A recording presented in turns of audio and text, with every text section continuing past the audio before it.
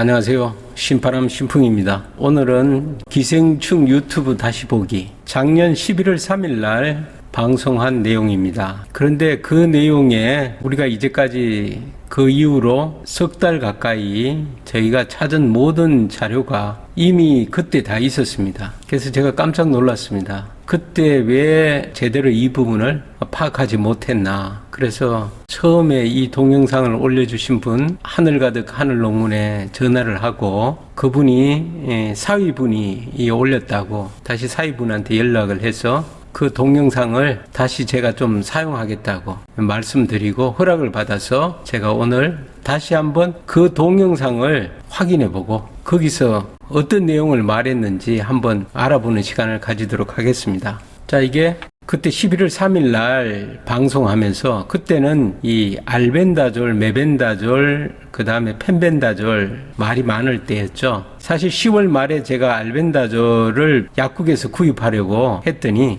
잘못 알고 오시지 않았냐. 이거는 강아지 구충제가 아니다 그러더라고요. 10월 말에 제가 한 150박스 정도를 여러 약국을 통해서 구매를 했는데 그 당시에 대부분은 이제 펜벤다졸을 못 구해서 발을 동동거릴 때였죠. 그 이후에 알벤다졸에 대한 것들을 국내 논문을 발견하고 그 이후부터 이제 본격적으로 우리가 알벤다졸을 복용하기 시작했는데 그때 당시 11월 3일 날은 주요 이슈가 그 닥터심이 방송한 미국에서 메벤다졸은 한 알에 50만 원이고 알벤다졸은 한 알에 100만 원이라는 이게 주 타켓이었어요. 그래서 그때 당시에는 기생충에 대해서 이 기생충 약인 펜벤다졸의 항암 기전을 찾는데 온통 집중을 할 때였거든요. 근데 그때 이분이 기생충에 대한 것들을 처음으로 이슈를 제공해 주셨습니다. 근데 그 뒤부터 모든 기생충 약이 이렇게 항암 작용을 하는구나. 그리고 기생충이 암을 일으키구나 하는 것들의 어떤 시발점을 만들어 줬는데요. 그때는 사실 저도 그냥 지나쳤어요. 아, 이런 게 있구나.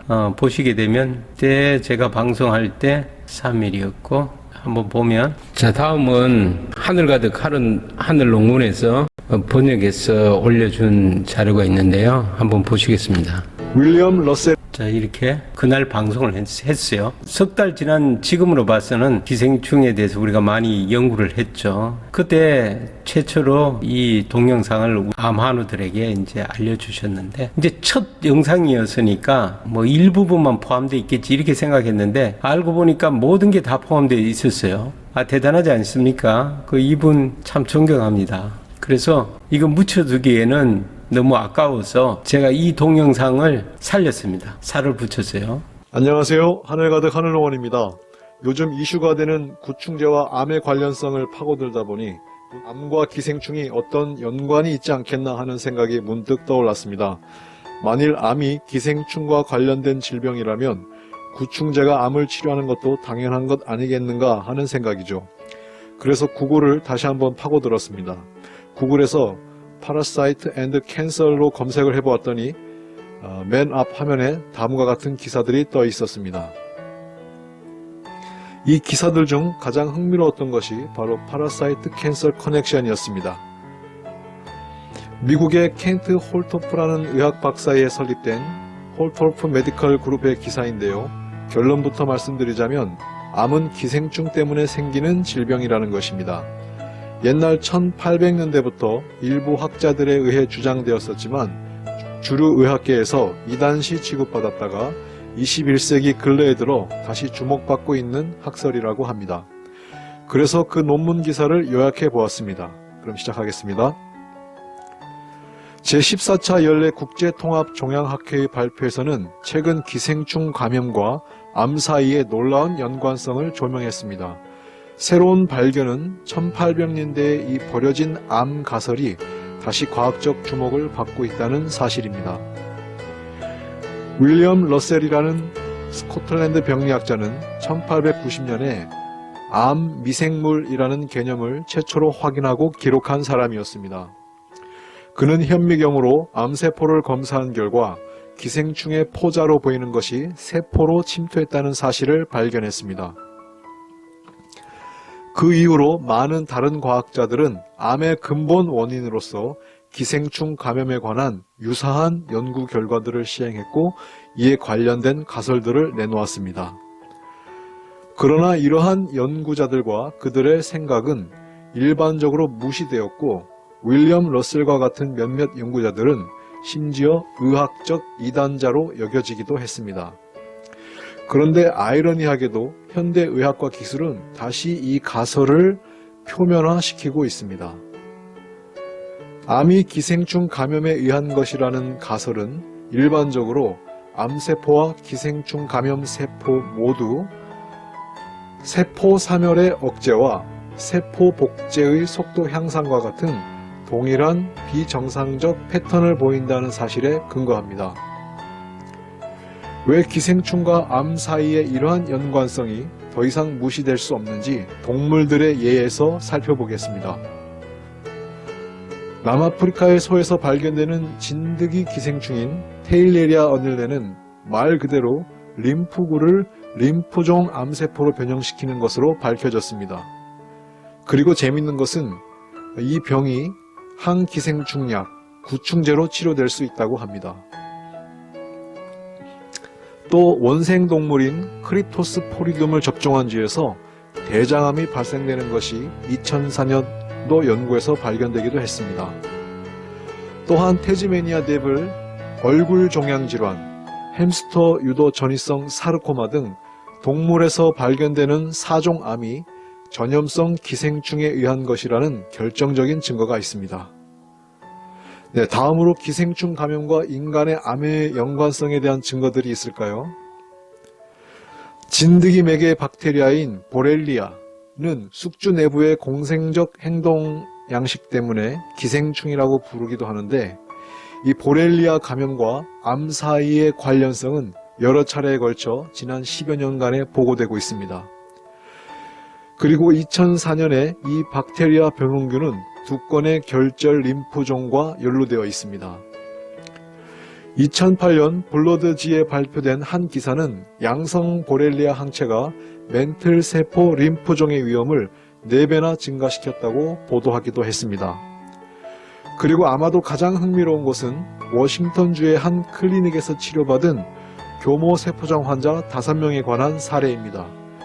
5명 모두 종양 조직 검사에서 기생충 감염 양성 반응을 보였으며 기생충 질환 치료에 반응했습니다. 그리고 치료가 중단되었을 때 종양은 다시 진행되었다고 합니다. 2015년 물렌바흐 잡지는 림프절에서 암세포의 특징이 발견되는 후천성 면역결핍증 환자에 대한 사례 연구를 발표했습니다. 게놈 분석을 이용해 그 환자를 실험했을 때 그의 림프절과 폐조직에서 촌충 감염이 나타났다고 합니다. 이렇게 기생충 감염이 악성암으로 변형된다는 가설은 이전에 바이러스가 암으로 발전된다는 확립된 이론 등으로 인해서 이 발견들은 암 연구원들과 의사들에게 그렇게 놀라운 일이 아니라고 합니다. 암과 기생충이 관련되어 있다는 사실은 이미 많은 구충제들이 항암제로 출시되어 있다는 사실을 통해서도 입증이 됩니다. 첫 번째, 아르테미신. 2015년에 이 약을 발견한 의사들에게 노벨상을 안겨준 항말라리아 및 구충제 약물입니다.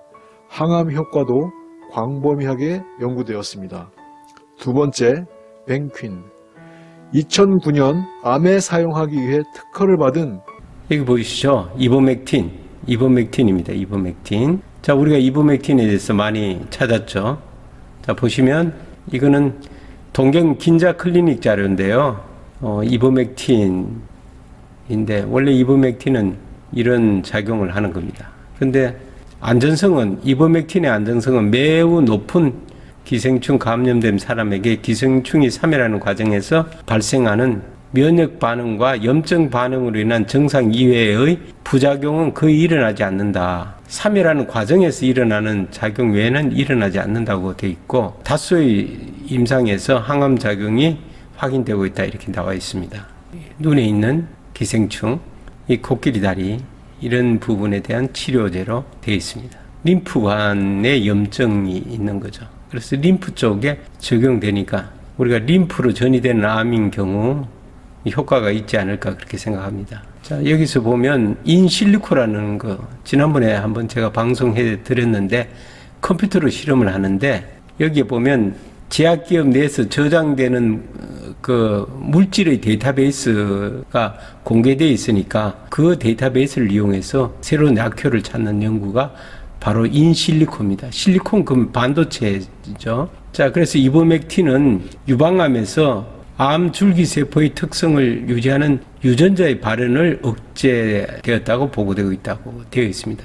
뭐 이런 여러 가지 신호들이 작용을 하는 것. 그리고 체중 60kg에서 하루에 12mg에서 24mg으로 적용해서 이버맥틴이 치료가 된답니다. 기생충에 대한 사멸작용이 강하기 때문에 보통 1회 또는 2회 치료가 종료됩니다. 이렇게 됐고 암세포는 곧바로 사멸하지 않기 때문에 어느 정도의 복용 기간이 필요하다고 되어 있습니다. 자, 여기에 우리 그 네이버 카페에 분홍앵초님이 일본에 이제 보내서 긴자 동경 클리닉에서 회신을 받은 내용입니다. 암 치료를 위해서 복용을 해야 되느냐 하니까 특별히 간에 이상이 없으면 매일 복용해도 문제가 없습니다. 지금까지 이버맥틴 12mg을 2개월 이상 복용한 환자는 20명 이상 경험했습니다만 간 기능 장애 등은 일어나지 않았습니다. 암이 커지거나 암의 진행이 빠른 경우는 암 치료에 대한 효과를 우선하기 위하여 매일 복용하는 것이 좋을 것이라고 생각합니다.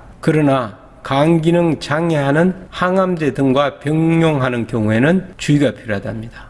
간에 데미지가 있는 경우는 2일에 한정으로 줄이는 복용량을 가감하세요. 그리고 다른 약과 마찬가지로 환자의 컨디션이나 치료의 상황에 따라 복용량은 가감합니다. 암은 있지만은 건강할 때 복용해야 효과가 많이 나는 것 같습니다. 이제 몸이 아프고 모든 기능이 떨어지면 약효도 그만큼 떨어지게 돼 있는 것 같고요. 그때는 복용량에 대해서도 굉장히 신중히 처리할 필요가 있을 것 같습니다. 자, 자세한 사항은 네이버 카페에 자가 임상 수기가 올라와 있습니다. 참고하시기 바랍니다. 자, 암 극복의 길을 찾는 사람들 이 카페에 가입해서 보시면 됩니다. 다음 뱅퀸